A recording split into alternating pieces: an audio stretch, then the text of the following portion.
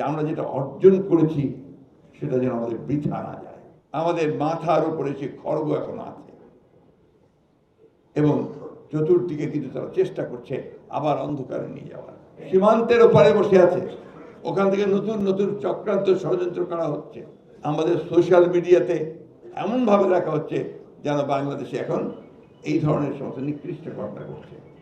ঘটনা তো তা না।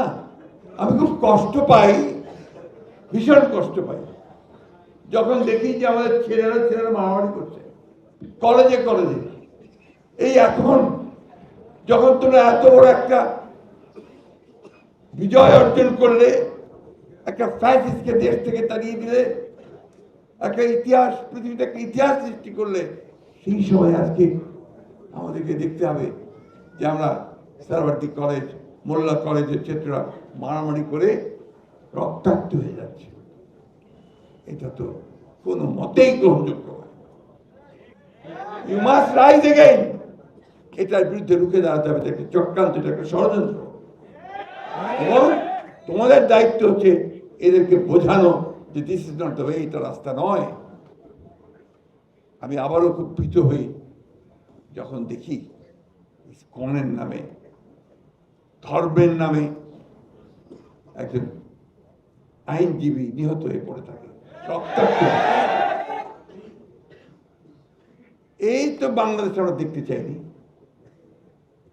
আমরা তো একটা নতুন জায়গায় এসেছি, নতুন স্বপ্ন দেখছি, নতুন দিগন্ত দেখছি।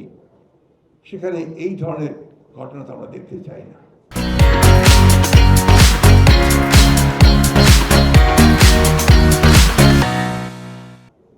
এখানে তোমাদের ভূমিকা আরো বেড়ে গেছে।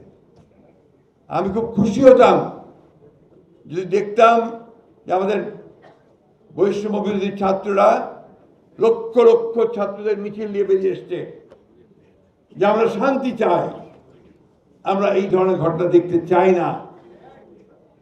তাহলে আমি খুশি হতাম।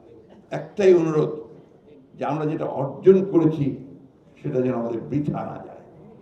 কারণ সীমান্তের ওই পারে ফ্যাসিস্ট বসে আছে, তাই না? সীমান্তের ওপারে বসে আছে, ওখান থেকে নতুন নতুন চক্রান্ত ষড়যন্ত্র করা হচ্ছে। প্রতি মুহূর্তে তারা এক একটা ঘটনা ঘটিয়ে সেটাকে ফেনাপ করে পৃথিবীতে বিশ্বে দেখাতে চায় যে বাংলাদেশ নাকি মৌলবাদীদের দেশ হয়ে গেছে, বাংলাদেশে নাকি এখানে সমস্ত সংখ্যালঘু ভাইদেরকে নির্যাতন করা হচ্ছে। এটা করছে না? কি হচ্ছে, করা হচ্ছে?